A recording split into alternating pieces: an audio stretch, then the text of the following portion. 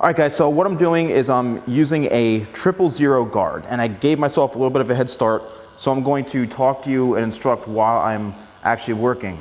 And what's important is to know how high that you want to take this, okay? Because if you cut this too high, then you do have to bring this into the sides, okay? If you don't go high enough, then it means it gives you enough room to then blend it up to where you can go, but you always have to think about where this is going to contribute into the rest of the haircut.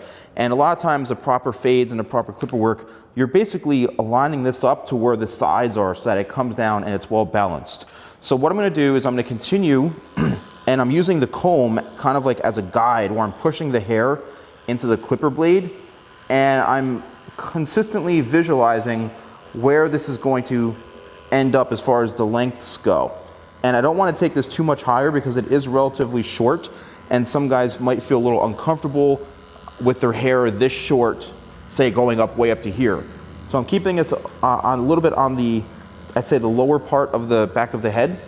And then what I'm going to do is I'm going to then switch to another guard and then start to work up here to where I can then bring that into the sides. All right, so what I'm doing now is I'm going with a 0A, which is the next step up from 3 zeros, and this basically gives a good transition going from 3 zeros into then 1. You don't want to go 3 zeros and right to 1.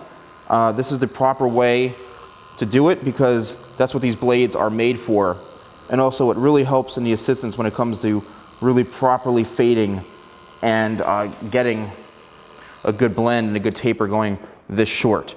So let's continue just to do this right until about right here. Again, we're not going super high. You can go just the slightest amount longer, even if it's from here to here to here to here. It's best to do that and blend it properly with the right guards than to take huge gaps and go short, really short, and then you have nothing left. All right, now what I'm going to do is, because we cut this to about right here, we can then match this up on the sideburn area right here by using a 0A guard. Again, we're just doing that because we can match it up into the back now, which is right into here. Okay, then we can come around this way and skim that right around the edges just like that. And now we have a nice transition going from here into the back here. Let's do the same thing on the other side, and then we'll switch to a number 1 guard. Now I switch to a number 1, and I'm just going to extend this now a little bit higher, obviously, as you can see. And then we're going to bring this up right to above, right over the ear, and as you can see, this is where the comb comes in really handy, utilizing the comb, because it's allowing you to keep a solid guide as to where you're cutting. All right, and now what we can do is now extend this up this way, right in through the back, and we're still visualizing that line, but now what we're doing is we're connecting. See? We're connecting where the 1 now continues from the side in through the back. Now don't forget to turn the head around and make sure you are getting the back as well. You don't want to skip that. And you want to extend this up, obviously, to again where it matches into the side. So let's do this. Let's finish this up by connecting to the other side. And then what we'll do is we'll then go guard to guard. So we'll go 1 here, 1A, 1.5, then 2, and we're going to work all the way up to about 3 3/4. Now I'm using a 1A.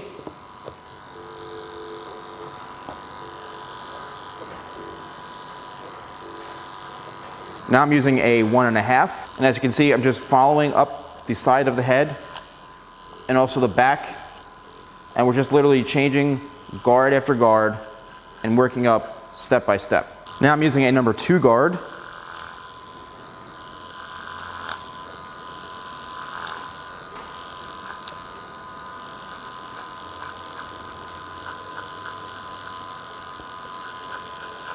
Now I'm using a 3.5 guard. Now what I'm going to do is what we call the scissor over comb technique, and this is basically where you're using your shears to blend in and erase the lines right in through here. Some people use clippers to do it. Some people use, I mean, whatever you want to use. I'm using scissors, and this way I can really just make more of a natural kind of blend right in through here. And I feel that this really does a good job and gives it that personal touch. Now I'm following the natural progression of how this goes up.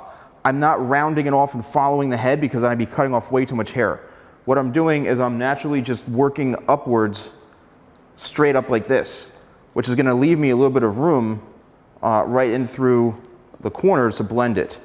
Because if we follow it along too much, you will end up cutting way too much hair. Meaning if you follow the curve of the head like this, you're going to end up cutting too much. Continue to do this throughout the side, also in the back. As you can see here, we've got the back right here. And there, you see the line from before. And now we're just going to work this through, working up the head like this. All right, now what we're going to do is finish this up and through here. I'm going to do the same thing on the other side, and then we'll be ready to actually work in through the top part. As we're working on this side, I want to bring attention to, you want to make sure that you work your way up this way. And on this side, depending on, that other side might have a part on it, you want to make sure that you're really keeping in within this one area right in through here, and also you're constantly combing and cutting. So you want to cut and then comb the hair down, because that's how you really see how the hair is going to lay and react to everything. Change your comb position if you want, work the hair this way, then come back the other way. You want to be very versatile and make sure that you're constantly working together with the comb and the shears. Now what we're going to do is we're going to connect the back right here in through the top back of the head. And I always like to do this by working towards the front of the head, because you want to create a blend from here to here. And then you're basically removing weight. If you see any weight lines or lines in through this, it's because you haven't cut it properly and followed the head shape. You're basically, that line is simply weight. So you need to round this out right in through here, and that's how you achieve that beautiful blend. So I'm going to do that now throughout the whole entire back, also into this corner, but I'm not going too far into the top. I'm just keeping it right in this general area, going right back in through here. And then I always like to go back and do scissor over comb right in through here again, just because I'm a perfectionist, and it's never a problem to go back and double check and triple check and keep going over your work. So now what I'm going to do, let's turn the head this way a little bit. Now we've got that guide, and now we can comb everything straight up because we already cut that. Now what's going to happen is you're going to see your guide from under here, and it's all going to blend it nicely because we've already blended it. We've already connected it. So now you don't have to worry about cutting that anymore.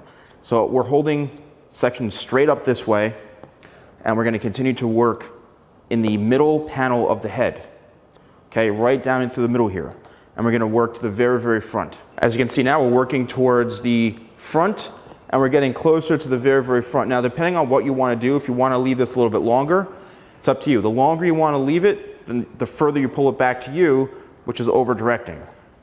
If you don't want to leave a lot of length, then you're going to push it forward this way, and you're going to cut that, but you don't want to do that. I suggest combing it straight up this way, following where your guide was from before, cutting it straight across.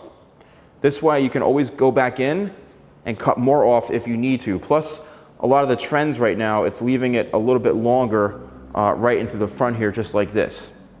So now that we're done with just this top section, we still have this in through here, which is the corners, and that needs to be rounded out and blended in. But pretty much now we're home free because we've created a section for us and a guide to follow, because all we're doing now is we're going section by section, working towards the front, and literally just cutting off that part here, which rounds off the entire haircut and gives it that really good blend. So now we've got that taken care of. Now what we're going to do is just, again, go back in now, scissor over comb, because now we have a really clear picture of what needs to be cut and what needs to be blended more.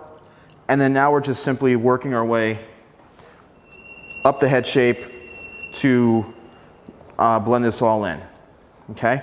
Don't forget, we still have that other side to do, but here's when you can now, okay, let me turn this a little more this way so you can see. Here is where you can now extend this up to the top of the head, because now we've already cut everything and worked it all in. So as you can see, I'm not going straight up, I'm actually working my way around the head shape this way because we've already blended in the corners. So now we're just literally setting ourselves up to really have an amazing blend and an amazing shape. We're really just putting the shape in like this and rounding it out together this way. So now let's look at the other side. We still have this side to do, don't forget. And what I'm going to do here is I want to leave this a little bit longer right in through this one side in particular. So we're going to create kind of like a disconnected area right in through here. So what I'm going to do is I'm going to come across, make an even parting, and then I'm going to cut this relatively short and then work this up the head shape this way to create a bit of a disconnected shape. It's still a little bit blended, but right into the very front here, I'm disconnecting it just to give it a little more of that edge. So now what I'm doing is I'm actually going in and making sure this is blended in right in through this back area, right in through here, and where to the very, very front here is the piece that's disconnected, right along the hairline, as you can see, right in through here. I know Marco Royce has had his hair like this, and a number of other soccer players. That's where the soccer player inspiration comes from. So now what I'm going to do is we're going to blow dry it, and then we'll see what the finished result looks like.